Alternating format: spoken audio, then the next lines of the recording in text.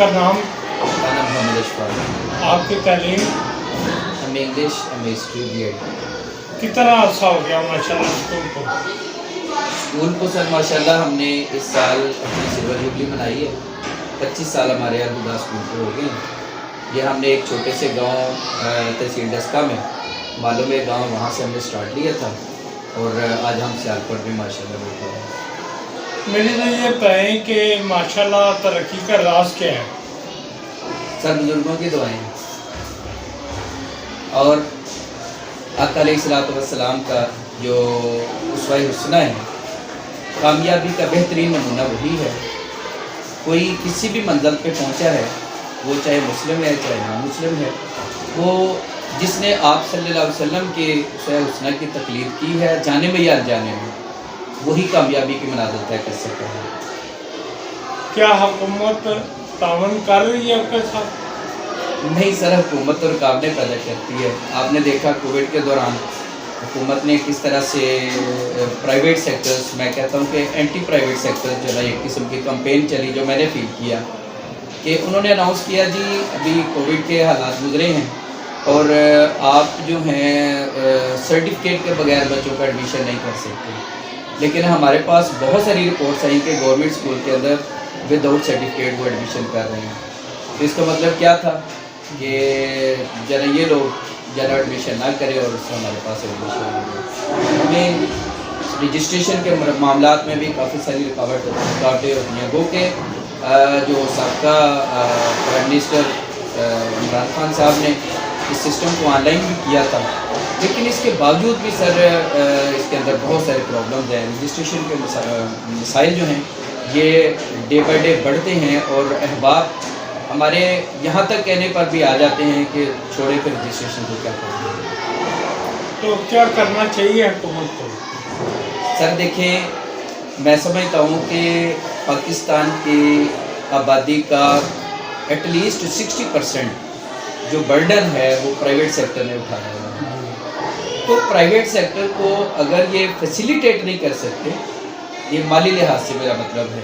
अब देखें जो सर्वेज बताते हैं कि गवर्नमेंट स्कूल के अंदर एक बच्चा जो है उसका 10 से 15 हज़ार रुपया पर हेड माहाना खर्चा आ रहा है, जबकि हमारे प्राइवेट सेक्टर में क्या है। अभी मेरे पास आपके सामने एक खातून आई है जी, और उसका बुक्स का बिल बना है, वो बिल पे करने की पोजीशन में नहीं है। तो आपके सामने मैंने क्या किया है, 2,500 रुपया था तो मैंने उसको कोई दूसरी बात ही नहीं की है। फीस ये बराए नाम, मेरे पास अभी एक खातून आई कहती है सर मेरा खामद नशा करता है और मैं बच्चों को कैसे पढ़ाऊँ। और ऐसे बेशुमार केस जो हैं मेरे सामने यहाँ पे आते हैं, डेली बेसिस के ऊपर आते हैं। तो फिर हम उनकी अपने जितने हमारे इदारे का अख्तियार में है वो हम करते हैं, लेकिन गवर्नमेंट जो है वो हमें कम अज़ कम परेशान तो नहीं करे ना। तो मैं कहता हूँ यही उनकी जो है वो हमारे लिए तोहफा है। बच्चों के वालिदैन को शऊर है यहाँ पे इस इलाके में? बच्चों के वालिदैन बेचारे मजबूर हैं सर। मुल्की हालात और महंगाई, ख़ास तौर पे जो तनख्वाहदार तबका है वो पिस चुका है। वो बेचारे की 20,000 तनख्वाह होती है, 10,000 वो जना वो 15,000 किराया दे देते हैं, फिर बाकी 5-7 हज़ार में वो क्या करेंगे, राशन नहीं होता। तो शऊर भी नहीं है। लोग समझते हैं कि बच्चे को कारोबार पे डाल दिया जाए। चेक एंड बैलेंस रखते हैं बेटे?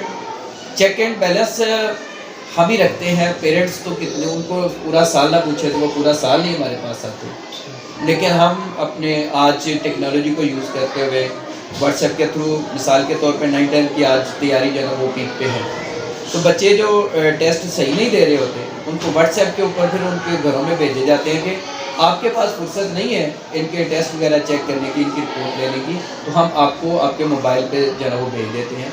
लेकिन वहाँ पर भी वो नहीं देखने की ज़रूरत होती। फिर हम कॉल्स करते हैं हीले बहाने जतन करके, सर हम नहीं आ सकते, मजबूर हैं, काम बड़े हैं, और काम कोई नहीं होता घर में, उधर बैठ के जानो फारिग गप्पे हाथ रहे। कोई पैगाम दे बच्चों के वालिदैन को अपने स्कूल की तरफ से? सर मेरे स्कूल की तरफ से पेरेंट्स को पैगाम ये है कि तालीम जो है ना, ये हमारे आका अलैहिस्सलातु वस्सलाम ने और हमारे मज़हब ने تعلیم کے اوپر بہت زیادہ زور دیا ہے کہ آپ صلی اللہ علیہ وسلم کی حدیث مبارکہ کہ تم علم حاصل کرو چاہے تمہیں چین ہی کیوں نہ جانا پڑے. تو چین کا مطلب یہ نہیں تھا کہ چین جن وہاں پہ چائنا میں پڑھائی بڑھی ہے. چائنا سے زیادہ پڑھائی جو ہے نا وہ مطلب بہت سارے دوسرے کنٹریز کے اندر ہے. تو چائنا کا مطلب کہنے کا کیا تھا کہ اس وقت کے دور میں سعودیہ سے چائنا کی طرف جانا جان جوکھوں کا کام تھا. رستے میں بہت ساری مشکلات، بہت ساری رکاوٹیں، اور لکھتے ہیں کہ گوبی ڈیزرٹ کے نام سے ایک بہت بڑا صحرا تھا جس میں انٹر ہونا مطلب ایسی تھا کہ جیسے خودکشی کرنے کا ڈر تھا. جو وہاں پہ گیا واپسی اس کے لیے کوئی سوچے بھی نہیں. تو وہاں سے گزر کے چائنا جانا پڑتا تھا، مطلب بہت ساری مشکلات جھیلنی پڑتی ہیں. تو آپ نے فرمایا کہ چائنا بھی جانا پڑے تو جاؤ. اگر آج کے دور میں ہمارے رستے میں رکاوٹیں ہیں، مسائل ہیں، لیکن یہ مسائل سر میں نے بڑا اس چیز کے اوپر غور کیا ہے کہ اگر ہم بچے کو ایجوکیشن سے پیچھے کر دیں، اس کی 1000 2000 3000 فیس بچا لیں، تو میں گارنٹی سے یہ بات کرتا ہوں، میرا پرسنل ایکسپیرینس بھی ہے. میں بھی جو ہے نا وہ اللہ کا شکر ہے اس نے میری اوقات سے بہت بڑھ کے مجھے عطا کیا ہے. میرے والد صاحب بالکل ان پڑھ جو ہے نا وہ شخص تھے جنہوں نے قرآن پاک بھی نہیں تھا پڑھا ہوا، مطلب وہ یتیم پیدا ہوئے، پیدائشی طور پہ یتیم تھے. تو پاکستان کی یہ پارٹیشن کا بالکل کام یہ چل رہا تھا معاملہ، تو وہ پڑھ نہیں سکے قرآن پاک. مجھے یاد پڑتا ہے جب میں 3 کلاس 4 کلاس میں پڑھتا تھا تو میں نے اپنے والد صاحب کو جو ہے نا وہ آیت الکرسی میں نے یاد کروائی، دعائے قنوت میں نے یاد کروائی، نماز جنازہ میں نے یاد کروایا، نماز کی درستگی جتنا کہ مجھے پتا تھا. ایک ورڈ روزانہ سبق لیتے تھے. سارا دن میں نے بھی ان کے ساتھ کھیتوں میں کام کرنا ہے. انہوں نے مطلب لوگ جو ہیں وہ آج کے دور میں مطلب اسکول سے سیدھے گھر جاتے ہیں. ہمارا کام کیا ہوتا تھا؟ اسکول سے سیدھا کھیتوں میں جانا ہے، ڈیرے پہ جانا ہے، وہاں پہ رات دیر تک کام کروانا ہے، پھر اس کے بعد گھر آگے پڑھنا ہے. والد صاحب جو ہے نا انہوں نے جب ہم نے بیٹھنا ہے تو انہوں نے چپکے سے جو ہے نا اپنا سبق سنانا شروع کر دیا شفاق کی طرح.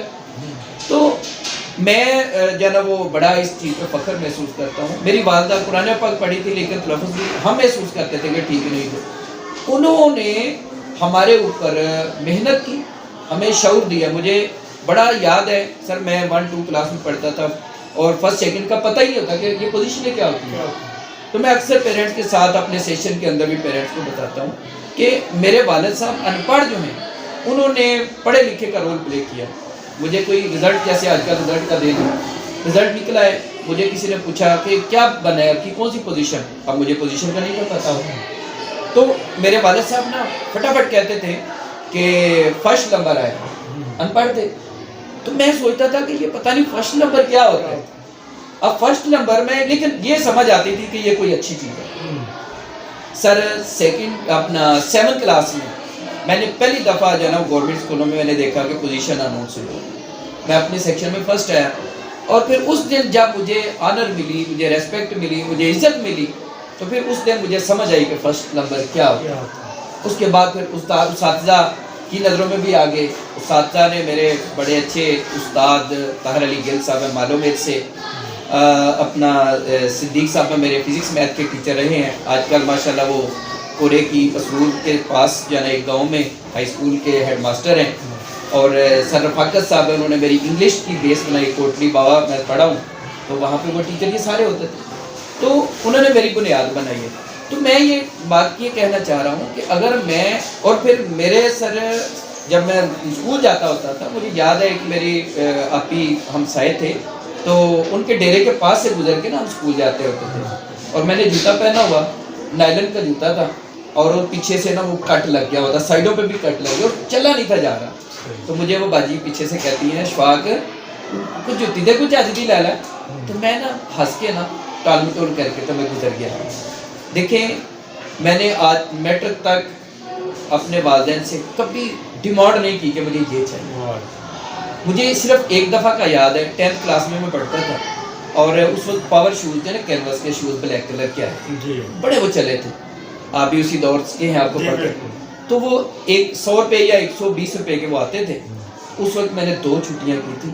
میں نے کہا مجھے پاور کے شوز لے کے دے. پھر میرے والد صاحب نے جو ہے نا وہ لے کے دیے. پھر میں اسکول گیا. مجھے صرف ایک دفعہ مجھے یاد ہے میں نے خواہش کی اور میرے والدین نے وہ پوری کی. تو ان کو ٹرسٹ میرے اوپر اتنا تھا. اس وقت دکانوں کے اوپر آج بھی چلتا ہے گاؤں میں کہ ادھار چلتا ہے. انہوں نے میرا اسپیشل کھاتا لگوایا ہوا تھا. یہ بچہ آئے, یہ جو مانگے آپ نے دینا, اس کو انکار نہیں کرنا, ہم جانے اور آپ جانے. ٹرسٹ تھا. وہ ٹرسٹ کی بنیاد پہ آج الحمدللہ انہوں نے پھر وہ دعائیں دی, اور دعاؤں کے نتیجے میں آج میرے والدین دنیا میں نہیں ہیں, لیکن میں یہ سمجھتا ہوں کہ یہ کریڈٹ سارا ان کو جاتا ہے. وہ فرسٹ نمبر جو کہتے تھے نا, آج میں فرسٹ نمبر ہوں.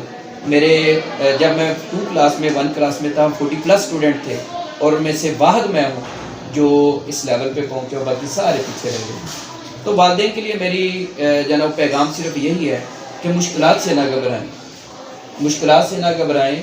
وہ کہتے ہیں کہ قافلہ جب میرا عزم و یقین سے نکلے گا, جہاں سے چاہیں گے راستہ وہیں سے نکلے گا.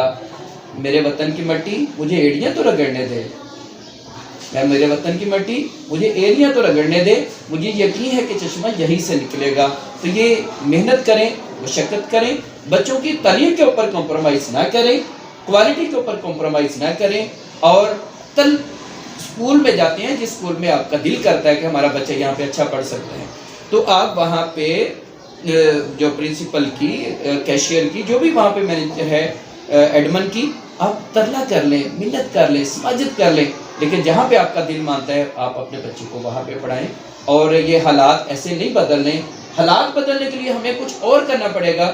میرے مرشد فرمایا کرتے ہیں کہ تعلیم کے لیے, بچوں کی ایجوکیشن کے لیے آپ کو گھر بار بیچنا پڑے تو بیچ دو, گھر بار دوبارہ بن جائے گا, لیکن آپ کا بچے کا مستقبل یہ دوبارہ نہیں بن سکتا.